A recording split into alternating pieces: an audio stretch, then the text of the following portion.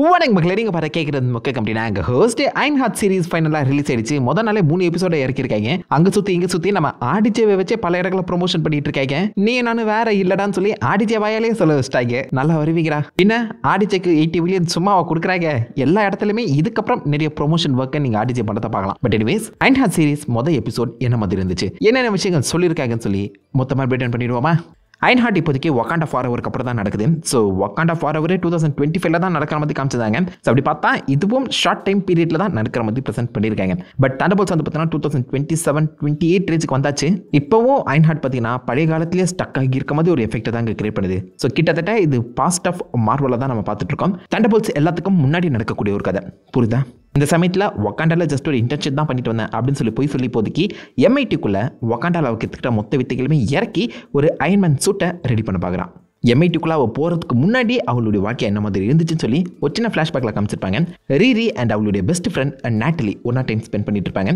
அதில் எதிர்காலத்தில் நான் Jobs, Bill Gates, Hank Pym, Stark Industries இவங்க எல்லாருமே கம்பைன் பண்ணதை விட பெரிய பணக்காரனாக வரப்போகிறேன் அப்படின்னு சொல்லி பேசி ஃபன் பண்ணிட்டு இருப்பாங்க. அதே மாதிரி நம்ம நாட்டலி கிட்ட நீ என்ன பண்ண போகிற அப்படின்னு சொல்லி கேட்டதுக்கு நான் தோர பண்ண அப்படின்னு சொல்லியிருப்பாங்க. என்னடா இப்படி ஓப்பனாக பேசிகிட்டு இருக்கீங்க? அது சரி, தோரோட பேர் பாடியை பார்த்து அந்த பக்கம் கடவுளே மயக்கப்பட்டு விழும்போது இவெல்லாம் ஓகே தான், அக்செப்டபிள். பட் ஸ்டில் ஓப்பனாக பேசியிருக்கடா, ரொம்ப ஓப்பனாக இருக்கீங்க. இது அவளுடைய அந்த பழைய மெமரிஸ் கூட மர்ஜ் ஆகுது. ஸோ அதன்படி நாட்டலி அண்ட் இவளுடைய ஸ்டெப் டேட் கேரி 2 பேருமே பார்த்தீங்கன்னா ஒரு ஷூட் அவுட்டில் இறந்துருப்பாங்க. அது இப்போ வரைக்குமே அவளுக்கு ஒரு எமோஷனல் ட்ராமாவாக அமைஞ்சிருக்குன்னு சொல்லலாம். இப்போதைக்கு MIT-க்குள்ளே தனக்கு முடிஞ்ச அளவுக்கு காசு தேதி வச்சு ஒரு பயங்கரமான சூட்டை உருவாக்குறது தான் நம்ம அயன் ஹார்ட்டோட பிளானாகவே இருக்குது. அதுக்கு MIT-யோட நிறைய ரிசோர்ஸஸ் வந்து பார்த்தீங்கன்னா அயன் ஹார்ட் யூஸ் பண்ணிக்கிறா. முக்கியமாக அவளுக்கு அதிகமாக காசு தேவைப்படுது. அதை ஓப்பனாகவே சொல்லியிருப்பான், எனக்கு காசு தான் முக்கியம். ஏன்னா இப்போதைக்கு அயன்மேன் மாதிரி என்கிட்ட காசுலாம் கிடையாது. யோசிச்சு பாருங்க, அயன்மேன் கிட்ட மட்டும் காசு இல்லைனா அவரும் இந்த அளவுக்கு பெரிய ஆளாக வந்துருப்பாரான்னு சொல்லி கேட்பாங்க. இதுக்காக தானே அயன்மேன் 3ங்கிற படத்தை எடுத்தாங்க. அயன்மேன் 3ல நீங்கள் பார்த்துக்கலாம், ஃபர்ஸ்ட் ஆஃப் முழுக்கவே அயன்மேன் எந்த ஒரு ஹெல்ப்பும் இல்லாமல், எந்த ஒரு காசும் இல்லாமல் தனக்கு கிடைச்சிருக்க அந்த டெக்னாலஜி, தனக்கு கிடைச்சிருக்க அந்த ஸ்கிராப்ஸை வச்சு மட்டுமே பெரிய ஆளாக வளர்ந்துருப்பாரு. அவ்வளோங்க அயன்மேன் 1லேயே நீங்கள் எடுத்து பாருங்க, வெறும் ஸ்கிராப்ஸை வச்சு தனக்கான அந்த ஆர்க் ரியாக்டரை உருவாக்கியிருப்பாரு. முக்கியமான பவர் சோர்ஸை கிரியேட் பண்ணியிருப்பாரு. அந்த அளவுக்கு புத்திசாலி தான். மண்டைக்குள்ளே என்ன இருக்குன்னு தான் முக்கியம், காசு முக்கியம் இல்லை அப்படிங்கிற மாதிரி சொல்லவும் முடியாது. காசு இருக்கனால தான் இந்த அளவுக்கு நம்ம அயன்மேன் தனக்கான பல வித்தியாசமான விதவிதமான சூட்லாம் உருவாக்கியிருப்பாரு. அயன் ஹார்ட் காமிக்கில் நீங்கள் எடுத்து பாருங்க, அயன்மேன் கிரியேட் பண்ணி வச்சிருக்காருல அந்த ஜார்விஸ், ஃப்ரைடே மாதிரியான ஆர்டிஃபிஷியல் இன்டெலிஜென்ஸோட வேலை எவ்வளோ தெரியுமா? 45 மில்லியன், கிட்டத்தட்ட $50 மில்லியன் ஒரு ஆர்டிஃபிஷியல் இன்டெலிஜென்ஸோட வேலை மட்டுமே. ஒரு சூட் எந்த அளவுக்கு காஸ்ட்லியாக இருக்குன்னு மட்டும் யோசிச்சு பாருங்க. பட் ஸ்டில் காசு முக்கியம், அந்த அளவுக்கு புத்திசாலித்தனமும் முக்கியம். ஆனால் அயன் ஹார்ட் மனசுக்குள்ள காசு மட்டும் தான் முக்கியங்கிற மாதிரி நினச்சிட்டு இருக்கான். அந்த அளவுக்கு புத்திசாலித்தனம் இருக்கான்னு கேட்டிங்கன்னா, இது வரைக்கும் MCU அப்பியரன்ஸில் ரீரி வில்லியம்ஸை புத்திசாலிங்கிற மாதிரி போர்ட்ரே பண்ணான்னு தெரிலங்க. வக்காண்டா ஃபாரெவர்ல எடுத்து பாருங்க, ரீரி வில்லியம்ஸை விட ஷூரி தான் புத்திசாலிங்கிற மாதிரி காமிச்சிருப்பாங்க. She could be a prodigy. ஆனால் அது எங்கேயுமே இந்த சீரிஸ் மொதல் 3 எபிசோட்லையுமே தெளிவாக காமிச்ச மாதிரி எனக்கு ஃபீலே ஆகலை. பட் போக போக பார்க்கலாம் என்ன பண்ண போகிறாங்கன்னு. இந்த மாதிரி சில்லறத்தனமாக தனக்கு தெரிஞ்ச சில ப்ராஜெக்ட்ஸை விற்று அதன் மூலியமா காசு சம்பாதிச்சுட்டு இருக்கேன். முக்கியமாக இந்த பைபிள் கிட்ட ஒரு புக்கு வழியாக காசை ட்ரான்ஸ்ஃபர் பண்ண மாதிரி காமிச்சிருப்பாங்க. ட்ரான்ஸ்ஃபர் பண்ண அந்த புக்கு பேர் என்னன்னு தெரியுதா? Look out for the little guy. நம்ம ஸ்காட்லாந்து எழுதின புக்குக்கு அந்த புக்கை MIT-க்குள்ள கொண்டு வந்து வச்சிருக்காங்க. ஆண்ட்மேனே ஒரு திருட்டு பை எழுதின அந்த புக்கு கொண்டு போய் MIT-ல சொல்லி வச்சிருக்காங்க. அண்ட் ஆல்சோ லிட்டில் பிக் பாட்காஸ்ட்னு சொல்லி பார்த்தீங்கன்னா ஒரு பாட்காஸ்ட் ஷோவுமே இந்த பக்கம் ஆண்ட்மேன் ரன் பண்ணிட்டு இருந்திருப்பாரு. இது ரெண்டுத்தையும் பேஸ் பண்ணி தான் இந்த ஊர் மக்களுக்கு என் கேம் ஃபைட்டில் என்னென்ன விஷயங்கள் நடந்துச்சுன்னு தெரிய வந்திருக்கணும்னு தோணுது. ஏன்னா நம்ம டோனி ஸ்டார்க் ஸ்னாப் போட்ட விஷயத்த யார் எப்படி சொல்லியிருப்பான் யோசிச்சு பாருங்க. ஆனால் டோனி நமக்காக சாக்ரிஃபைஸ் ஆகியிருக்காரு. தானஸுங்கிற ஒருத்தன் இந்த பூமியை இன்வைட் பண்ண வந்திருக்காங்கிற விஷயம் இந்த ஊரில் இருக்க எல்லாருக்குமே தெரிஞ்சிருக்கேன். எப்படி சொல்கிறேன்னா, இந்த எபிசோடோட மிட் பாயிண்ட்ல ஒரு கிழமை இதையே ப்ரீச் பண்ணிட்டு இருப்பான். தானோஸ் மட்டும் ஆரம்பம் கிடையாது, இன்னும் நிறைய பேர் வந்துட்டு இருக்காங்க, திரும்ப டோனி நம்மளை காப்பாற்ற வரமாட்டாரு அப்படின்னு சொல்லுவான். இதை பார்க்கும்போது எனக்கு டூம்ஸ்டே டீஸ் மாதிரி இருக்கு. யோசிச்சு பாருங்க, தானோஸ் மட்டும் முடிவில்லை, அவன் ஒரு ஆரம்பம் தான் அப்படின்னு சொல்லியிருப்பாப்ல. தானோஸை தொடர்ந்து டாக்டர் டூம் வந்துட்டு இருக்காரு. அண்ட் இனிமேல் காப்பாற்ற டோனி ஸ்டார்க் இருக்க மாட்டான்னு சொல்லும்போது வரதே டோனி ஸ்டார்க் ஃபேஸ்ல இருக்க டாக்டர் டூம் தான்டா. ஏதோ ஒரு வகையில் ஏதோ ஒரு இடத்துல லிங்க் ஆகுதுல, இல்லை என் மூளை ரொம்ப ஓவர் காம்ப்ளிகேட்டடாக யோசிக்குதா? பட் எனிவேஸ், ஸ்காட்லாந்து தான் என் கேம்ல நடந்த விஷயங்களை ஊர் முழுக்க பரப்பிட்டு இருக்காரு. நல்லது. இந்த இடத்துல அயன் ஹார்ட் தனக்கான ஒரு புது சூட்டை மட்டும் இல்லாமல் அதுக்குள்ளே இருக்கக்கூடிய ஒரு AI சிஸ்டமே உருவாக்க ட்ரை பண்ணுறான். இந்த போர்ட்லேயே எழுதியிருக்காங்க பாருங்க, கிரேட் அல்காரிதம் சொல்லி. கிரேட் வந்து நம்ம ஷூரியோட AI. இதை முன்னாடி வக்காண்டா ஃபாரெவரில் பார்த்துருப்பீங்க. ஷூரியோட லேபில் அதிக டைம் நம்ம ரீரி வில்லியம்ஸ் ஸ்பெண்ட் பண்ணியிருக்க அந்த சமயத்தில் கண்டிப்பாக கிரேட்டை பற்றின நிறைய இன்ஃபர்மேஷனை ரீரி கலெக்ட் பண்ணியிருக்கணும். அதை ரெப்ளிகேட் பண்ண ட்ரை பண்ணுறா போலங்க. அண்ட் ஆல்சோ இவன் இந்த சூட்டை உருவாக்குறதுக்கு முக்கிய காரணம் என்ன தெரியுமா சொல்லியிருப்பா? For emergency purpose. அதாவது ஏதாவது ஒரு பிரச்சனை எங்கேயாவது நடந்துச்சுன்னா அங்கே இருக்கவங்களுக்கு உடனே போய் ஹெல்ப் பண்ணுற மாதிரி தான் இந்த சூட்டை நான் உருவாக்குறேன் அப்படின்னு மென்ஷன் பண்ணியிருப்பான். கிட்டத்தட்ட டடாஷி பேமேக்ஸை உருவாக்குன மாதிரி பிக் ஹீரோ 6ல பார்த்துருப்பீங்க. எப்படி அந்த ரோபோட் மக்களுக்கு ஹெல்ப் பண்ணுதோ அதே மாதிரி அயன் ஹார்ட்டும் மக்களுக்கு ஹெல்ப் பண்ணுற மாதிரி ஒரு ரோபோட்டை உருவாக்க ட்ரை பண்ணுறான். ஏன்னு கேட்டிங்கன்னா, இவளுடைய அப்பாவும் பெஸ்ட் ஃப்ரெண்டும் ஒரு ஷூட் அவுட்டில் இறந்துருப்பாங்க. அதில் மேபி இந்த ஃபர்ஸ்ட் ரெஸ்பாண்டர்ஸ் இன்னும் வேகமாகவோ இல்லை இன்னும் பெட்டராக எஃபிஷியண்டாக அந்த இடத்துக்கு வந்துருந்தா தன்னுடைய அப்பாவையும் பெஸ்ட் ஃப்ரெண்டையும் ஈஸியாகவே காப்பாற்றிருக்கலாம். மேபி நான் தப்பு பண்ணிட்டேன், நான் தான் இந்த பக்கம் எங்கள் அப்பாவையும் என் பெஸ்ட் ஃப்ரெண்டையும் கொண்டுட்டேன் அப்படிங்கிற ஒரு கில்ட் பாசிபிள் இப்போ வரைக்கும் ரீரி வில்லியம்ஸ் மனசுக்குள்ளே இருக்குன்னு நம்புறாங்க. அவன் மேலே எந்த தப்புமே கிடையாது. அது வந்து திடீர்னு நடக்கக்கூடிய ஒரு ஆக்சிடென்ட் அண்ட் மேபி பிளான்டாக கூட இருக்கலாம். பட் அதுக்கும் ரீரி வில்லியம்ஸுக்கும் சம்மந்தம் இல்லை. பட் அந்த சமயத்தில் ரீரி சம புத்திசாலியாக இருப்பான். மேபி இதை கொஞ்சம் முன்னாடியே நான் உருவாக்கிறதா இன்னும் பல உயிர்களை காப்பாற்ற முடியுமோ அந்த தாட்டில் தான் இப்போதைக்கு இந்த அயன் சூட்டை ரீரி உருவாக்குற மாதிரி தெரியுது. காமிக்கில் இந்த விஷயம் கம்ப்ளீட்டாக ஆப்போசிட்டாக இருக்கும். லைக் அந்த சமயத்தில் வந்து பார்த்தீங்கன்னா இந்த சிவில் வார் 2 ஆரம்பிக்கிற அந்த காலகட்டத்தில் நம்ம டோனி காணாமல் போயிருப்பாரு. டோனியோட அந்த இடத்த நான் நிரப்ப இருக்கேன் அப்படிங்கிற மாதிரி தான் ரீரி வில்லியம்ஸ் உள்ள போது தன்னுடைய டெக்னாலஜி எல்லாத்தையுமே யூஸ் பண்ணி MIT-க்குள்ள இருக்க அந்த ரிசோர்ஸை ஆட்டையை போட்டு தனக்கான முதல் சூட்டை உருவாக்கியிருப்பான். MIT ரிசோர்ஸே ஆட்டையை போடுறியா, யூஆர் எக்ஸ்பர்ட்னு சொல்லி அந்த காலேஜில் அதை தூக்கி வெளில போட்டிருப்பாங்க. பட் அதே கான்செப்டை இந்த சீரீஸில் கொஞ்சம் வித்தியாசமாக அடாப்ட் பண்ணியிருக்காங்க. ஸோ ஸ்டில் அவன் வந்து MIT ரிசோர்ஸ் தான் யூஸ் பண்ணி தனக்கான அந்த சூட்டை உருவாக்கியிருக்கான். ஆனால் அந்த உருவாக்குற கேப்பில் MIT-வே ஒரு கதம் பண்ணிடுறா போல. அது மட்டும் இல்லாமல் ப்ராஜெக்டை வெளி மக்களுக்கு விற்கிறது கண்டிப்பாக MIT-க்குள்ளே அக்செப்ட் பண்ண முடியாத ஒரு விஷயம். இது ரெண்டுத்துமே நீ அதிக தப்பாக பண்ணிட்டேன், அதனால இவ்வளோ தூரம் சப்போர்ட் பண்ண நாங்கள் இனிமேல் உனக்கு சப்போர்ட் பண்ண மாட்டோம்னு சொல்லி ரீரியோட கவுன்சிலர் அண்ட் பக்கத்தில் இருக்கிறது யாருன்னு பார்த்தா ஜிம் ராஷுங்க. இதுக்கு முன்னாடி சிவில் வார் படத்தில் பார்த்துருப்பீங்க. அதில் நம்ம MIT-க்குள்ளே இருக்க எல்லா ப்ராஜெக்ட்ஸையும் நான் அக்செப்ட் பண்ணுறேன் அப்படின்னு பாஃப் டெக்னாலஜியை காமிச்சிட்டு இருப்பார்ல நம்ம டோனி ஸ்டார்க். அந்த சமயத்தில் ஜிம் ராஷ் உள்ள வந்து அந்த டோனி ஸ்டார்க் கூட பேசுகிற மாதிரி காமிச்சிருப்பாங்க. அந்த பைபிளே அங்கே தான் அப்படியே இங்கே தூக்கி கொண்டு வந்து வச்சிருக்காங்க. நான் டோனி ஸ்டார்க் கூடலாம் பேசியிருக்கேன், உனக்கு தெரியுமா? வெல், நீ டோனி ஸ்டார்க்கோட லெகசியை ஃபாலோ பண்ணுறப்பெல்லாம் அவர் பேரை கெடுத்துட்டு இருக்க அப்படின்னு ஃபேன்ஸ் மனசில் நினைக்கிறது எல்லாத்தையுமே ஜிம் ராஷை வச்சு அந்த சீரீஸ்க்குள்ள சொல்லிட்டு இருக்காங்க. எப்படா கண்டுபிடிக்கிறீங்க இதெல்லாம்? ஆரம்பத்தில் அது ஒரு சின்ன பிரச்சனை தான் இருக்கும் ரீடி நினச்சிருப்பான். பட் காலேஜை வச்சே தூக்குறாங்க அப்படிங்கிற ஒரு பயம் இப்போ அவன் கண்ணில் உள்ளால் பார்க்க முடியும். அது மட்டும் இல்லாமல் முக்கியமாக அவன் ஒர்க் பண்ணிட்டு இருக்க அந்த சூட் அதையுமே இப்போ MIT தங்களுக்காகவே எடுத்துக்கிற மாதிரி தான் தெரியுது. அதை கலெக்ட் பண்ணுறதுக்காக கிளம்புவான். பட் இந்த இடத்துல நடக்கிற அந்த விஷயத்தை நல்லா பெருசாக அக்செப்ட் பண்ண முடியலங்க. அயன்ஹார்ட் என்ன தெரியுமா சொல்வா? வெல், நான் ஏன் டெய்லி கிளாஸ் போய் அட்டன் பண்ணணும்? நான் ஏன் மெட்ரிகுலேஷன் முடிச்சு டிகிரி எடுக்கணும்? ஏதாச்சும் ஒரு வேலை கிடைக்கும், வேலையில் 10-11 நான் வந்து வேலை செஞ்சுட்டு இருப்பேன், அவ்வளோதானே. இதெல்லாம் எனக்கு செட் ஆகாது, நான் பெரிய சயின்டிஸ்ட்டு, எவ்வளோ பெரிய ஆள் தெரியுமா அப்படின்னு சொல்லி தற்புகழ்ச்சி பாடுறது மட்டும் இல்லாமல் ரெகுலராக அந்த எஜுகேஷன் சிஸ்டமே குறை சொல்கிற மாதிரி தான் காமிச்சிருப்பாங்க. அதுவும் எங்கே படிச்சுட்டு இருக்கான்? வேர்ல்ட்ஸ் பெஸ்ட் இன்ஜினியரிங் காலேஜ் MIT-ல படிச்சுக்கிட்டு எஜுகேஷன் சிஸ்டமாக குறை சொல்லிட்டு இருக்கான். இதெல்லாம் கிடைக்காதானே எத்தனை பேர் ஏங்கிட்டு இருக்காங்க தெரியுமாடா? ஓப்பனாகவே இப்படி குறை சொல்கிறது டைரெக்டாகவே இந்த பார்க்குற நிறைய மார்வல் ஃபேன்ஸுக்குள்ளே வந்து பார்த்தீங்கன்னா போகிறதுக்கான வாய்ப்புகள் அதிகம். அதுவும் கரெக்டு தான். எஜுகேஷன் சிஸ்டமுக்கு போய் நான் ஏன் 10-11 இருக்கணும், நான் யூனிக்காக மாறுறேன் அப்படின்னு சொல்லி ஏதாச்சும் எசக் பஸ்க்காக பண்ணிட்டாங்கன்னா என்ன பண்ணுறது? அது மட்டும் இல்லாமல் இந்த எபிசோடோட மிட் பாயிண்டில் பார்த்தீங்கன்னா நம்மள மாதிரி ஃப்ரீ திங்கர்ஸ் எல்லாமே இந்த ஸ்கூலுக்குலாம் போகக்கூடாது. மீடியேக்கர் எஜுகேஷன் சிஸ்டம், மீடியேக்கர் காலேஜுக்குள்ளெல்லாம் இருந்து நீ என்ன பண்ண போகிறேன்னு சொல்லி கேட்டிருப்பாங்க. See you fed up with mediocre folks taking your spot, mediocre institutions rejecting your genius. எது MIT-ங்கிறது மீடியேக்கர் காலேஜா? அவன் ஆண்டிபட்டி காலேஜே கிடைக்காம அல்லாதிப்பட்டு இருக்கும்போது இவங்க MIT காலேஜே இவ்வளோ சாதாரணமாக சொல்லிட்டு இருக்காங்க பார்த்தீங்களாங்க. ஸ்டடீஸை ரொம்பவே இறக்கானமாக பேசுகிற மாதிரி எனக்கு தெரியுது. இதை நான் குறை சொல்லணும்னு சொல்ல வரல.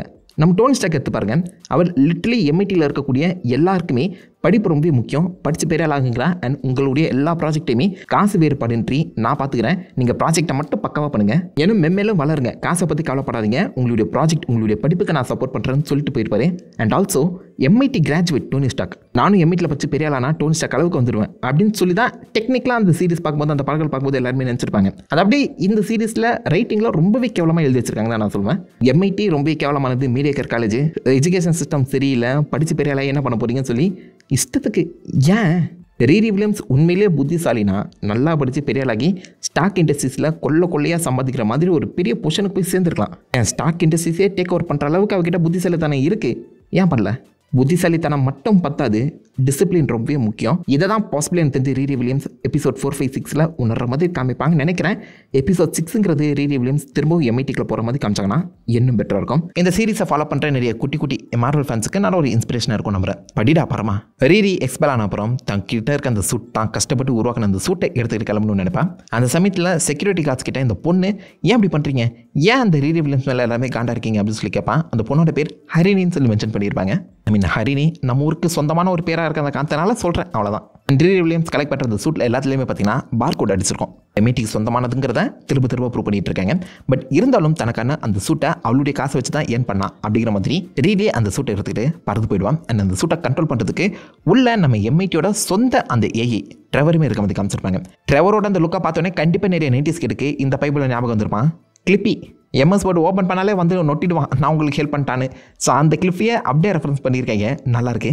எக்ஸ்பெல் ஆனாலும் ஸ்டில் அவர் ரெஜிஸ்ட்ரேஷன் அந்த ஆன்லைனில் இருக்க அந்த காரணத்தினால ட்ரைவரை வந்து பார்த்தீங்கன்னா நம்ம ரீரி வில்லியம்ஸ்க்கு ஹெல்ப் பண்ணுற மாதிரி தெரியுது. ஸோ அங்கேருந்து கிளம்பி தன்னுடைய சொந்த ஊர் சிக்காகோக்கே போகிறான். அந்த சமயத்தில் தான் புது கேங்கை இன்ட்ரடியூஸ் பண்ணுறாங்க, த ஹுட் கேங். இவங்க இப்போதைக்கு ஒரு சீக்ரெட்டான ரூம்குள்ளே போய் ஆட்டி போட ட்ரை பண்ணுறாங்க. என்ன ரூமு, எங்கே ஆட்டி போட போகிறாங்க எதுவுமே சுத்தமாக ஐடியா. பட் 2-3 இன்ட்ரெஸ்டிங்கான கேரக்டர்ஸை ரிவீல் பண்ணியிருப்பாங்க. Rampage, Stuart Clark, Stark Industries போலவே இந்த பைபிளையும் தன்னுடைய பூர்வீக சொத்தை விற்று கிளார்க் இண்டஸ்ட்ரீஸ் சொல்லி ஒன்று ஆரம்பிச்சு அது ஃபெயிலியராக அதுலேருந்து கிடைச்ச அந்த லாபத்தை மட்டும் யூஸ் பண்ணி தனக்கான ஒரு எக்ஸோஸ்கெலிட்டன் ஆர்மரை பார்த்தீங்கன்னா கனெக்ட் பண்ணுற மாதிரி ஒரு கதை போயிட்டு இருக்கும். ஒரு சிம்பிளான சாதாரண வில்லன் அண்ட் மோஸ்ட்லி நம்ம ஸ்பைடர்மேன் கூட தான் சண்டை போடுற மாதிரி காமிச்சிருப்பாங்க. சிம்பிளான வில்லனை ஏன் உள்ள கூட்டு வராங்க சத்தியம் ஐடியாவில். அண்ட் ஆல்சோ இந்த இடத்துல இந்த பிளட் சிப்ளிங்ஸ்னு சொல்லி 2 பேரை இன்ட்ரடியூஸ் பண்ணியிருப்பாங்க. எனக்கு என்னமோ அது கார்டியன்ஸ் ஆஃப் கேலக்ஸியில் வர அந்த பிளட் பிரதர்ஸை ரெஃபரன்ஸ் பண்ணுற மாதிரி தான் இருக்குது. பட் அவங்க ஏலியன்ஸ், அவங்களுக்கு சமுத்திரம் இருக்க மாதிரியும் தோணலை. கிளவுனுங்கிற ஒரு கேரக்டர் பயங்கரமான அசாசின், ஒரு சைக்கோட்டிக் அசாசின், ஜோக்கரை ரிப் ஆஃப் பண்ணுறதுக்காக மார்வலுக்குள்ள கொண்டு வரப்பட்ட ஒரு கேரக்டர். ஸ்லக்குங்கிற ஒரு கேரக்டரும் காமிக் புக்கில் இருந்திருக்காப்புல, குண்டா பயங்கரமாக இருப்பான். ஆனால் இங்கே ஒரு எல்ஜிபிடி கேரக்டர் ப்ரெசென்ட் பண்ணியிருக்காங்க. அவங்க எல்லாருமே சேர்ந்து ஏதோ ஒரு இடத்துல ஆட்டி போட்டு ட்ரை பண்ண ரேம்பேஜோட சின்ன மிஸ்டேக்கில் அவங்க எல்லாருமே மாட்டிக்கிறாங்க. தப்பிச்சோடி வந்து நம்ம ஹுட் கிட்ட கம்ப்ளைண்ட் பண்ணிட்டு இருப்பாங்க, நமக்கு ஒரு பயங்கரமான ஹேக்கர் தேவை அப்படின்னு பார்க்கர் ராபின்ஸ் ஹுட் பேசிட்டு இருக்கும்போதே சிக்காகோக்குள்ள தன்னுடைய புது ஆர்மரோட ரீரி வில்லியம்ஸ் என்ட்ரி கொடுக்குறான். இவ ஒரு வேலை ஹெல்ப் பண்ணுவாளோ அப்படிங்கிறதான் ஹுட்டுக்கு வந்துருக்கணும். ஹுட் வந்து ஒரு பார்க்கர் ராபின்ஸ் தகு சளி பையன், சின்ன சின்ன பெத்திட்டு பண்ணிட்டு இருக்க அந்த சமயத்தில் திடீர்னு ஒரு நாள் இவன் கிட்ட வந்து பார்த்தீங்கன்னா ஹுட் அப்படிங்கிற ஒரு ஆர்டிஃபெக்ட் கிடைக்கும். இது டாக்டர் ஸ்ட்ரேஞ்சோட க்ளோக் மாதிரி கிடையாது, ஏன்னா இதுக்குள்ள டார்க் மேஜிக் இருக்கு. இந்த ஹுட்டை போட்டால் அடுத்த செகண்ட் பார்க்கர் ராபின்ஸ் கிட்டத்தட்ட டொர்மமோட கண்ட்ரோலில் இருக்கான்னு சொல்ல முடியும். கொஞ்சம் கொஞ்சமாக அது அவனை ஆக்கிரமிச்சிட்டு இருக்கும். அண்ட் அவனுடைய நிறைய முக்கியமான எபிலிட்டிஸை என்ஹான்ஸ் பண்ணவும் செய்யும். அதுதான் இந்த சீரீஸில் தெளிவாக காட்ட ட்ரை பண்ணியிருக்காங்க. பட் என்ன கேட்டிங்கன்னா டொர்மமுக்கு பதிலாக மெஃபிஸ்டோவில் வரதுக்கான வாய்ப்புகள் இருக்குது, நடக்குதான்னு பார்ப்போம். இந்த பக்கம் ரீரி வில்லியம்ஸ் பறந்துட்டு இருக்கும்போதே ஆஃப்லைன் ஆயிடுது ட்ரெவர். அதனால் மொத்த ஆர்மருமே அவுட் ஆஃப் கண்ட்ரோலுக்கு போயிடுது. பாட்டாக பிரிய ஆரம்பிக்குது. கலண்டு வந்தது அவளுடைய மாஸ்க். அந்த சமயத்தில் தான் டோனி நம்மளை காப்பாற்ற வரமாட்டான் அப்படின்னு இந்த பைபிளில் பேசிகிட்டு இருப்பான். கரெக்டாக அந்த அயன்ஹார்ட்டோட மாஸ்க் வந்து விழும்போது அயன்ஹார்ட் தான் அடுத்த டோனி ஸ்டார்க்குங்கிறத சொல்லாமல் ரெஃபரன்ஸ் பண்ணுறாங்க. சிம்பிளஸ் தான். பாட்டாக பிரிஞ்சா அந்த ஆர்மர் கீழே விட இப்போ டக்குன்னு போய் இறங்குவான். இறங்குன நேரத்தில் அயன்ஹார்ட்டுங்கிறத லோகோ போடுவாங்க. என்ன கேட்டிங்கன்னா ஒரு நல்ல அமேசிங்கான இன்ட்ரோ தான் சொல்ல முடியும். பட் காமிக்கில் வந்து பார்த்தீங்கன்னா இவன் ஆக்சுவலாக அந்த ஆர்மர் எடுத்து எஸ்கேப் ஆன உடனே ஒரு பிரிசனர்ஸ் தப்பிச்சு ஓடிடுவாங்க. அந்த பிரிசனர்ஸை காப்பாற்ற போய் அவளுடைய ஆர்மர் உடையிற மாதிரி தான் காமிக்கப்பட்டிருக்கோம். அது அப்படியே இங்கே மாற்றி அமைச்சிருக்காங்க. இது ஓகேவா தான் இருக்குது. இந்த ஏஐயோட இம்பார்ட்டன்ஸ் என்னங்கிறத தெளிவாக காட்டுது. But still Riri Williams is no hero. Riri Williams வந்து பார்த்தீங்கன்னா ஷோ அவுட் பண்ண ஆசையே பண்ணல. மக்களுக்கு மெடிக்கலி ஹெல்ப் பண்ணணும் தான் நினைக்கிறான். அதை தாண்டி ஹீரோய்க்கான சில விஷயங்கள் பண்ணணும்னு அவன் நினைக்கவே இல்லை போலங்க. கீழே வந்து உடஞ்ச அவளுடைய ஆர்மரை எடுத்துக்கிட்டு அவள் கிளம்ப சுற்றி இருக்கவங்க எல்லாருமே, நீ அயன் காலா, அயன் மாவா, மேன் கிடையாது அயன் மாவா, நீ அயன் சிக் அப்படின்னு சொல்லி கலாச்சிட்டு இருப்பாங்க. ஒரே ஒரு பைபிளை மட்டும் $20 கொடு, காசு நான் உனக்கு ஹெல்ப் பண்ணுறேன் அப்படின்னு சொல்லி ரீரி வில்லியம்ஸை வீட்டுக்கு கொண்டு போய் சேர்த்துருவான். அந்த இடத்துல அவங்க அம்மா ரீரி வில்லியம்ஸ் என் பேச்சை கேட்க மாட்டேங்கிறான்னு சொல்லி பக்கத்து வீட்டுக்காரங்க எல்லாருக்கூடையுமே கம்ப்ளைண்ட் பண்ணிட்டு இருப்பான். முக்கியமாக இவன் உனக்குள்ளே இருக்க இந்த கெட்ட சக்தியை நான் எடுக்கிறேன் அண்ட் ஆல்சோ பிளாக் அப்சிடியனை நீ யூஸ் பண்ணனா எதிர்காலம் நல்லாயிருக்கும் அப்படின்னு வூடு மேஜிக் ஷிஃப்ட் வந்து பேசிகிட்டு இருப்பான். பட் ஒரிஜினலாக பார்க்கும்போது இந்த மொத்த சீரீஸுமே மேஜிக் அண்ட் டெக்னாலஜியை மர்ஜ் பண்ணுற மாதிரி தான் காமிக்கவே போகிறாங்க. இந்த இடத்துல உனக்கு கண்ணு பட்டிருக்கு அப்படின்னு சொல்லி ஒரு சின்ன இன்ட்ரோவை மட்டும் கொடுத்துருக்காங்கன்னு சொல்லலாம். ஏன் இங்கே வந்தேன், எம்ஐடிலேருந்து ஏன் உன்னை எக்ஸ்பெல் பண்ணாங்க அப்படின்னு சொல்லி அவங்க அம்மா கேட்ட தொடர் கேள்விக்கு பதில் சொல்ல முடியாமல் திணறிட்டு இருந்த அவளை இவளுடைய பாலிய ஸ்நேகிதன் ஜேவியர் வந்து காப்பாற்றுவான். பாய் ஃப்ரெண்டுன்னு சொல்ல முடியாது, பிகாஸ் இவளுடைய ஃப்ரெண்ட் நாட்டலியோட அண்ணன் தான் இந்த பைபிளை.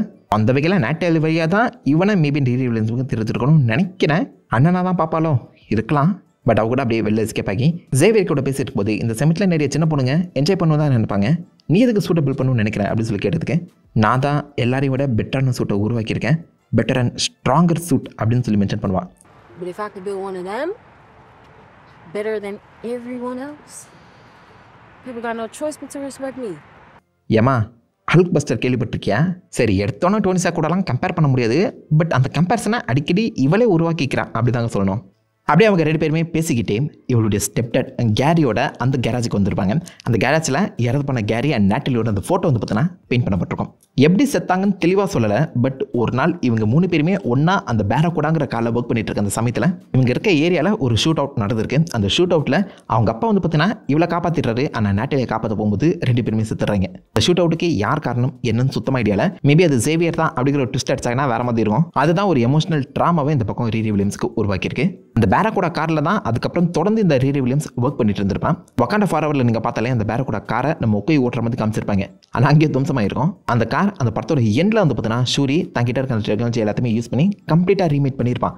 மொத்தமாக அதை வந்து ரீபில்ட் பண்ணுற மாதிரி தான் காமிச்சிருப்பாங்க. ஷோரூம் மாடல் மாதிரி அவ்வளோ பர்ஃபெக்டான ஒரு மாடலாக அந்த இடத்துல அந்த கார் நிற்கும். எனக்கு அந்த கார் வேணுடா அப்படின்னு சொல்லி கேட்குற மாதிரி போய் ஃபீல் பண்ணியிருப்பீங்க. நம்புறேன் அந்த காருக்கு என்னாச்சுன்னு சொல்லி ரீடி கிட்டே கேட்க, தன்னுடைய அந்த சூட்டுக்காக அந்த காரை விற்க வேண்டிய நிலைமை வந்துச்சுன்னு சொல்லி அசால்ட்டாக மென்ஷன் பண்ணியிருப்பாங்க. பட் இருந்தாலும் அவன் அந்த சூட் மேலே எவ்வளோ நம்பிக்கை வச்சிருக்காங்கிறத இது தெளிவாக காட்டுது. அண்ட் அந்த சூட்டோட வேல்யூவுமே இது தெளிவாக உணர்த்துது. அவங்க அப்பா மாதிரி நாளைக்கு வேற எந்த அப்பாவும் செத்துறக்கூடாது, அந்த சூட் அந்த அளவுக்கு ஹெல்ப்ஃபுல்லாக இருக்கணும்னு சொல்லி தான் இவ உருவாக்கிட்டு இருக்கான். அதுக்கு அவங்க அப்பாவோட நினைவாக இருந்த அந்த முக்கியமான காரியை விற்றுருக்கான். ஆனால் எனக்கு ஒரு விஷயம் தான் புரியல. ஷூரி கூடவே கனெக்ஷனில் இருக்கும்போது ஒரு 2-3 தங்க கட்டிகளை வக்காண்டாலேருந்து ஆட்டையை போட்டு கொண்டு வந்து வித்து பெரியாளாக இருக்கலாமே. இல்லை ஷூரிக்கிட்டே கொஞ்சம் எனக்கு ஃபன் பண்ணுங்க, ஹெல்ப் பண்ணுங்க சொல்லி கேட்டே பெரியாளாக இருக்கலாமே.